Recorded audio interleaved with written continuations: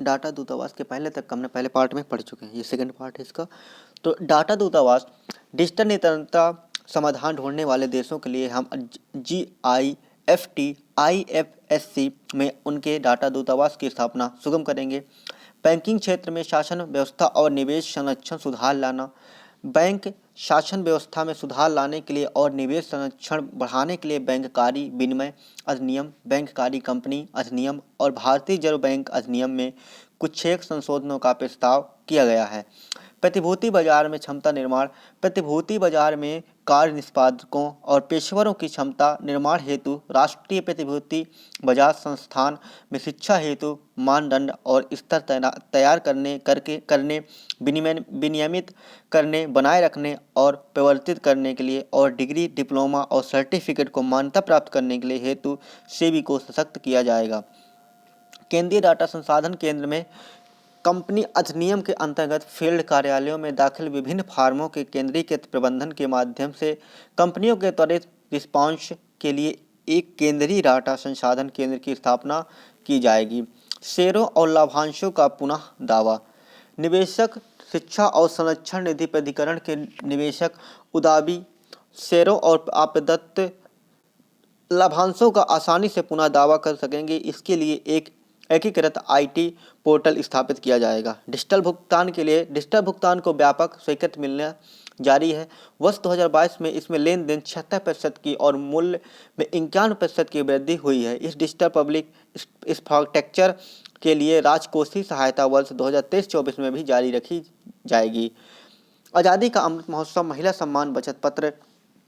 आज़ादी का अमृत महोत्सव के स्मरण स्वरूप मार्च 2025 तक 2 वर्ष की अवधि के लिए एक कलिक नई लघु बचत योजना महिला सम्मान बचत प्रमाण पत्र उपलब्ध कराया जाएगा। यह महिलाओं या बालिकाओं के नाम पर आंशिक आहरण विकल्प के साथ 2 वर्षों की अवधि के लिए 7.5% की नियत ब्याज दर पर 2 लाख तक की जमा सुविधा की प्रस्ताव देगा। वरिष्ठ नागरिकों के लिए तो वरिष्ठ नागरिक बचत योजना के लिए अधिकतम जमा सीमा को 15 लाख से बढ़ाकर 30 लाख कर दिया जाएगा। मासिक आय स्कीम के लिए अधिकतम जमा सीमा को एकल खाते के लिए 4.5 लाख से बढ़ाकर 9 लाख और संयुक्त खाते के लिए 9 लाख से बढ़ाकर 15 लाख कर दिया जाएगा। राजकोषीय प्रबंधन में राज्यों को 50 वर्षों के लिए ब्याज मुक्त ऋण दिया जाएगा। तो राज्यों के नियमित संपूर्ण 50 वर्षीय ऋण को वर्ष 2023-24 के अंदर पूंजीगत व्यय पर खर्च किए जाने के इसमें से अधिकांश ऋण व्यय राज्यों के विवेक पर निर्भर करेंगे, परंतु इस ऋण का एक हिस्सा उनके द्वारा वास्तविक पूंजी व्यय को बढ़ाने की शर्त पर दिया जाएगा।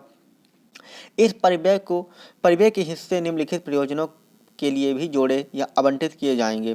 पुराने सरकारी वाहनों में स्क्रैपिंग, शहरी आयोजना सुधार और कार्यवाहियाँ, शहरी स्थानीय निकायों में वित्तीय सुधार ताकि उनमें नगरपालिका बॉन्डों के लिए साख बन सके, पुलिस स्टेशनों के ऊपर या उनके भाग के रूप में पुलिस कर्मियों के लिए आवास की सुविधा, यूनिट मॉल का निर्माण, बाल और किशोर पुस्तकालयों के लिए डिजिटल इंफ्रास्ट्रक्चर और केंद्रीय स्कीमों का पूंजीगत व्यय राज्य का हिस्सा।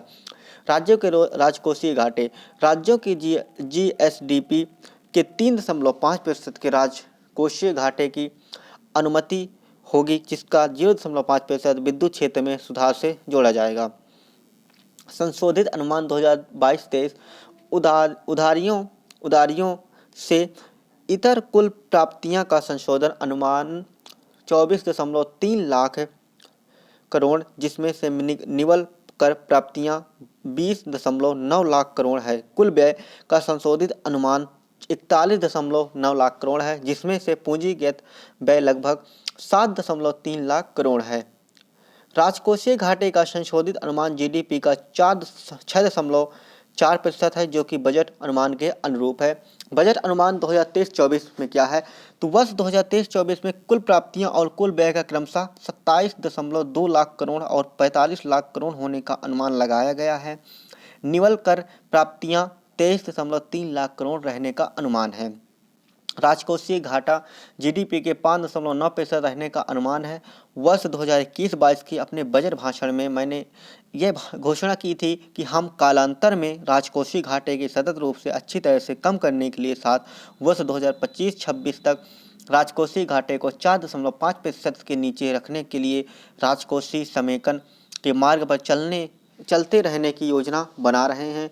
हमने इस मार्ग का अनुसरण करना जारी रखा है और मैं अपना इरादा दोहराती हूं कि हम वर्ष 2025-26 तक राजकोषीय घाटे को जीडीपी के 4.5% के नीचे ले आएंगे। वर्ष 2023-24 में राजकोषीय घाटे का वित्त पोषण करने के लिए दिनांकित प्रतिभूतियों से निवल बाजार उधारियों 11.8 लाख करोड़ होने का अनुमान लगाया गया है। शेष वित्त पोषण लघु बचतों और अन्य स्रोतों से आने की अपेक्षा है। सकल बाजार उधारियों के 15.4 लाख करोड़ होने का अनुमान लगाया गया है। अब अपने भाषण का खा पढ़ती हूँ, यानी उन्होंने अपने कहा, सीतारमण जी ने कहा था कि मैं अब अपने भाषण का जो खा भाग है यानी सेकंड पार्ट है उसको पढ़ती हूँ। तो हम भी इसके सेकंड पार्ट पढ़ेंगे। सेकंड पार्ट में क्या है, तो ये अप्रत्यक्ष कर के बारे में सबसे पहले कहा गया है कि मेरे अप्रत्यक्ष कर प्रस्ताव का उद्देश्य निर्यात को बढ़ावा देना, घरेलू विनिर्माण में बढ़ोतरी करना, घरेलू मूल्य वर्धन को बढ़ाना, हरित ऊर्जा और हरित गतिशीलता को प्रोत्साहित करना, कर दरों की संख्या में कमी के साथ सरलीकृत का कर संरचना अनुपालना भार को कम करने और कर शासन प्रणाली में सुधार लाने में मदद करती है। मैं वस्त्रों और कृषि को छोड़कर वस्तुओं का बेसिक सीमा शुल्क दरों की संख्या को कम कर 21 से 13 करने का प्रस्ताव करती हूँ। इसके परिणाम स्वरूप खिलौने, साइकिल, ऑटोमोबाइल और नाफ्ता सहित कुछ वस्तुओं की बेसिक सीमा शुल्कों उपकारों और अधिभारों में मामूली परिवर्तन हुआ है। हरित गतिशीलता यानी मोबिलिटी में तो मिश्रित कंप्रेस्ड प्राकृतिक गैस पर कर प्राप्त से बचने के लिए मैं उसमें सम्मिलित कंप्रेस्ड बायोगैस जिस पर जीएसटी भुगतान किया गया है उस पर उत्पाद शुल्क छूट देने का प्रस्ताव करती हूँ। हरित मोबिलिटी को और संवेग प्रदान करने के लिए इलेक्ट्रिक वाहनों में प्रयुक्त बैटरियों के लिथियम आयन सेलों के विनिर्माण के लिए आवश्यक पूंजीगत वस्तुओं और मशीनरी का आयात पर सीमा शुल्क में छूट दी जा रही है। इलेक्ट्रॉनिक्स चरणबद्ध विनिर्माण कार्यक्रम सहित सरकार के विभिन्न पहलों में परिणाम स्वरूप भारत में मोबाइल फोन का उत्पादन वर्ष 2014-15 के करीब 18,900 करोड़ रुपए मूल्य के 5.8 करोड़ यूनिट से बढ़कर पिछले वित्तीय वर्ष 2,75,000 करोड़ रुपए मूल्य से 31 करोड़ यूनिट तक पहुंचाया गया है। मोबाइल फ़ोनों के विनिर्माण में घरेलू मूल्य वर्धन और बढ़ाने के लिए मैं कुछ एक पुर्जों और कैमरा लेंसों जैसे आदानों के आयात पर बेसिक सीमा शुल्क में राहत देने और लिथियम आयन बैटरी सेलों पर रियायती शुल्क को 1 और वर्ष के लिए जारी रखना प्रस्तावित करती हूँ। इस प्रकार टेलीविज़न के विनिर्माण में मूल्य वर्धन को बढ़ावा देने के लिए मैं टीवी पैनल के ओपन सेलों को पुर्जों पर बेसिक सीमा शुल्क को घटाकर 2.5% करने का प्रस्ताव करती हूँ।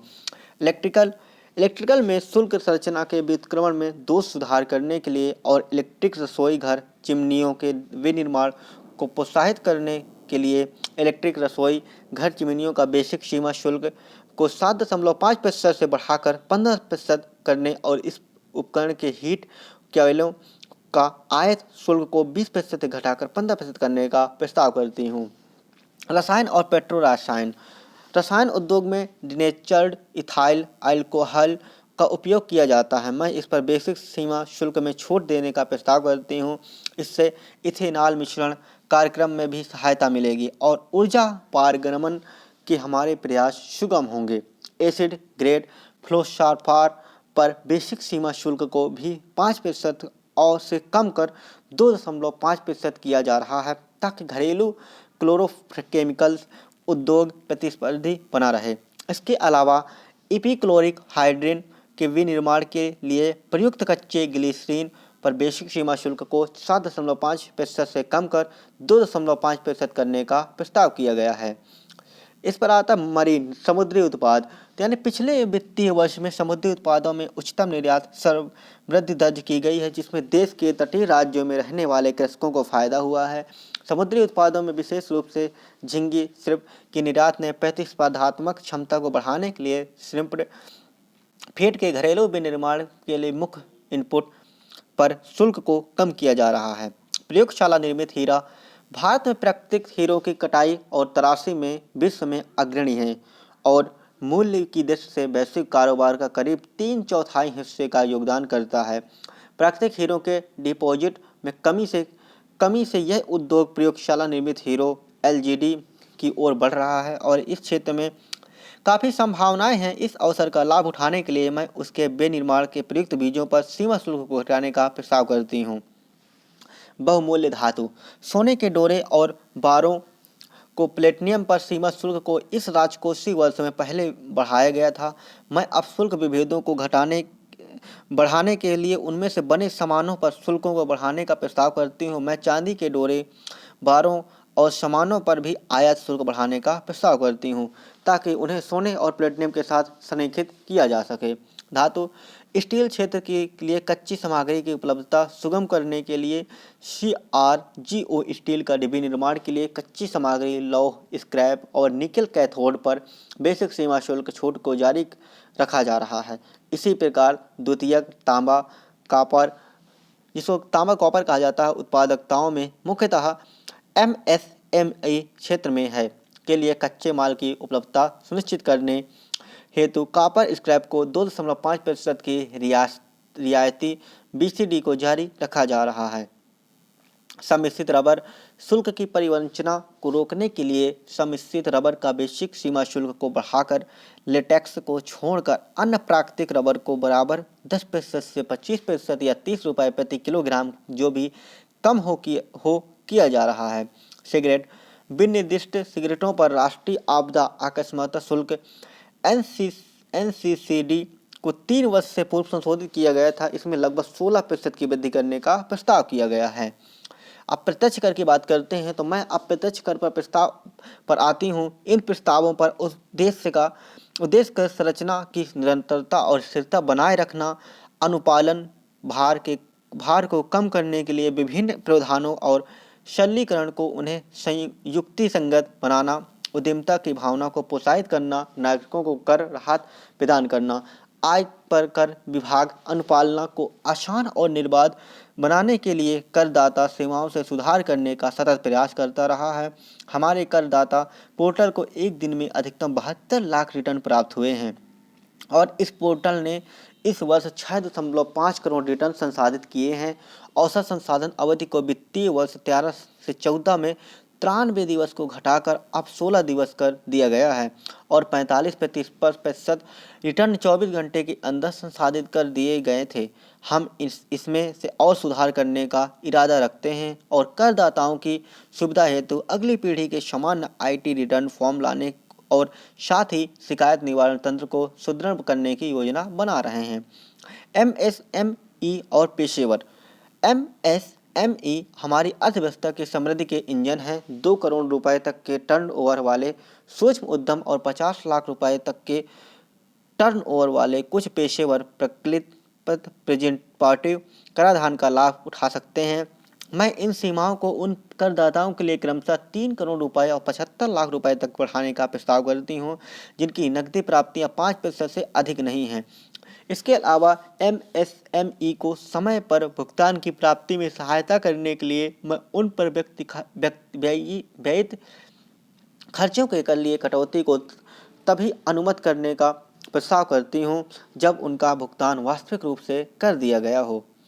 सहकारिता एक सराहनीय अवधारणा है। हमारे प्रधानमंत्री के सहकार में समृद्धि के लक्ष्य को साकार करने के लिए और सहकार की भावना को अमृतकाल की भावना से जोड़ने के लिए उनके संकल्प की सिद्धि हेतु भाक्का में प्रस्तावित उपायों को अतिरिक्त सहकारिता क्षेत्र के लिए मेरे पास कई प्रस्ताव हैं।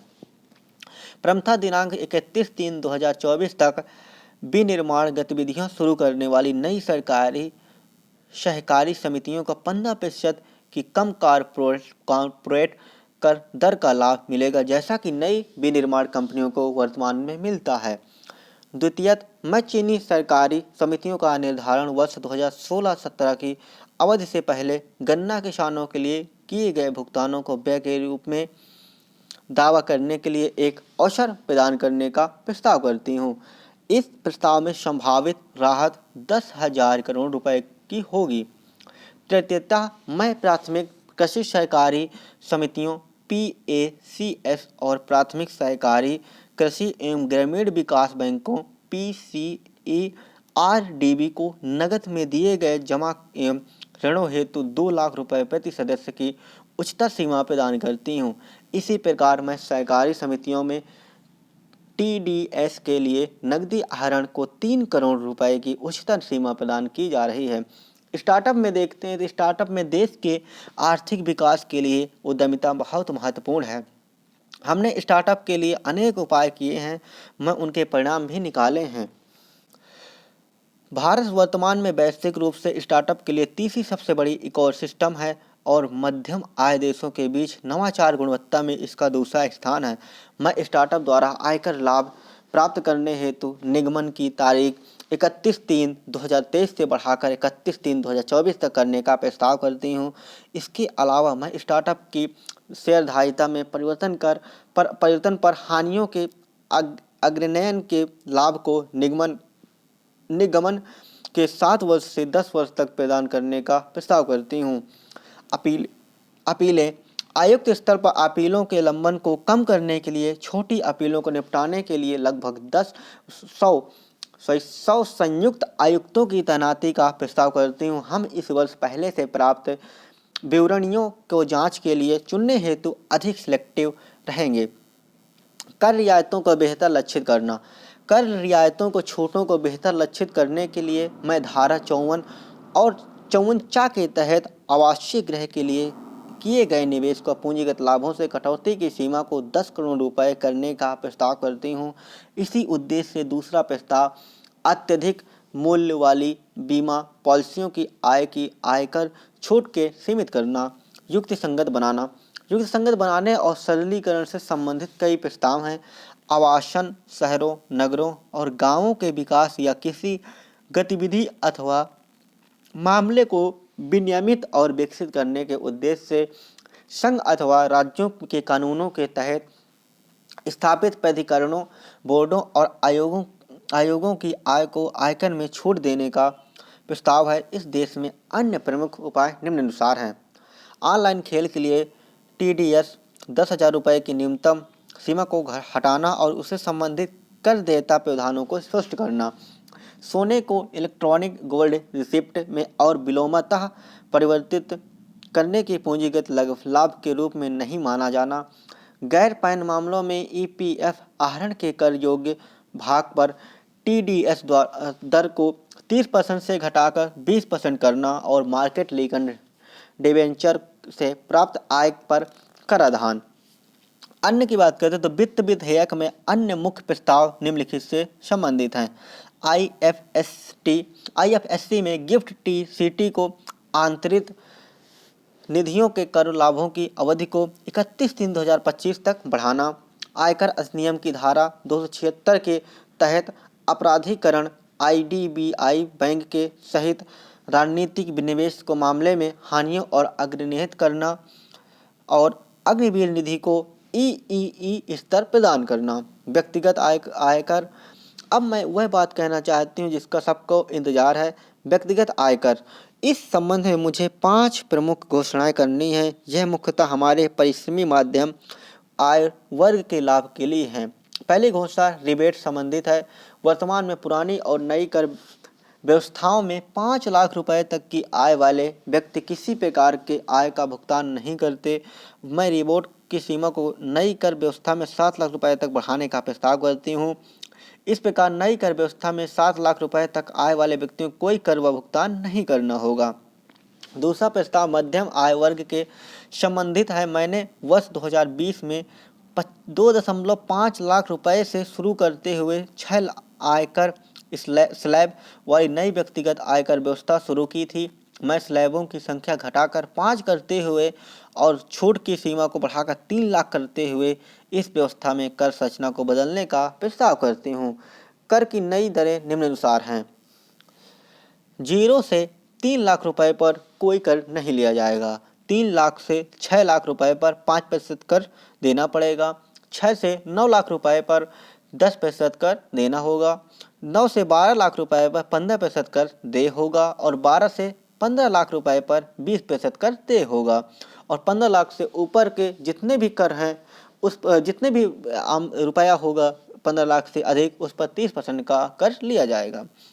इससे नई कर व्यवस्था में सभी करदाताओं को बहुत ही बड़ी राहत मिलेगी। 9 लाख की वार्षिक आय वाले किसी व्यक्ति को केवल 45,000 रुपये का भुगतान करना होगा।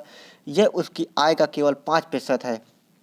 यह अब उसके द्वारा भुगतान किए जा रहे कर अर्थात 60,000 पर 25% की कटौती है। इसी प्रकार 15 लाख रुपए की आय वाले किसी व्यक्ति को केवल 1.5 लाख रुपए या उसकी आय को 10% भुगतान करना होगा, जो कि उसकी मौजूदा देयता अर्थात 1,87,500 से 20% रुपए की कटौती है।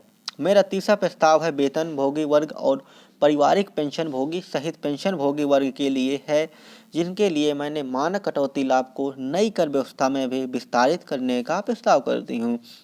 प्रत्येक वेतन भोगी व्यक्ति जिसकी आय 15.5 लाख रुपए या इससे अधिक है तो परिणाम स्वरूप 52,500 रुपये का लाभ मिलेगा। व्यक्तिगत आय कर में मेरी चौथी घोषणा है कि हमारे देश की अधिकतम कर की दर जो कि 42.74% है से संबंधित है या विश्व में सबसे अधिक दरों में से एक है। मैं नई कर व्यवस्था में उच्चतम अधिभार को 37% से घटाकर 25% करने का प्रस्ताव करती हूँ। इसके परिणाम स्वरूप अधिकतम कर दर घटाकर 39% हो जाएगी।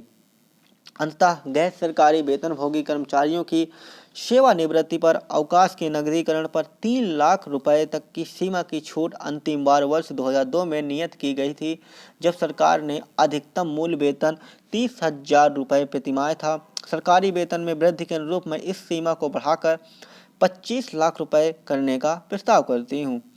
हम डिफ़ॉल्ट कर व्यवस्था के रूप में नई कर व्यवस्था भी बना रहे हैं, तथापि नागरिकों को पुरानी कर व्यवस्था का लाभ उठाने का भी विकल्प जारी रहेगा। इनके अलावा मैं अनुबंध के लिए किए गए अनुसार कुछ और परिवर्तन भी कर रही हूँ। इन प्रस्तावों के परिणाम स्वरूप लगभग 38,000 करोड़ रुपए, जिसमें से 37,000 करोड़ रुपए प्रत्यक्ष करों के साथ 1,000 करोड़ रुपए अप्रत्यक्ष करों के राजस्व को परित्यक्त किया जाएगा, जबकि लगभग 3,000 करोड़ रुपए का अतिरिक्त राजस्व जुटाया जाएगा। इस प्रकार कुल वार्षिक परित्यक्त राजस्व लगभग 35,000 करोड़ रुपए होगा। माननीय अध्यक्ष महोदय, इन शब्दों के साथ मैं अपना बजट इस प्रतिष्ठ में सदन को सौंपती हूँ। जय हिंद। इतना इनका पूरा जो भाषण था हमारी श्रीमती सीतारमण जी हैं, जो हमारे भारत देश की एक महिला और सशक्त रूप से वित्त मंत्रालय को संभाल रही हैं और वित्त मंत्री के रूप में कार्य कर रही हैं। तो इस प्रकार प्रत्यक्ष और अप्रत्यक्ष रूप से संसाधन में कई सारे व्यवस्थाएं की गई हैं, कई सारे चेंजेस किए गए हैं जो कि काफ़ी महत्वपूर्ण है, जिनमें से आपको काफ़ी फ़ायदा होगा। इनको पूरा पड़ेगा। इसका पूरा PDF आपको कमेंट सेक्शन पे मिल जाएगा।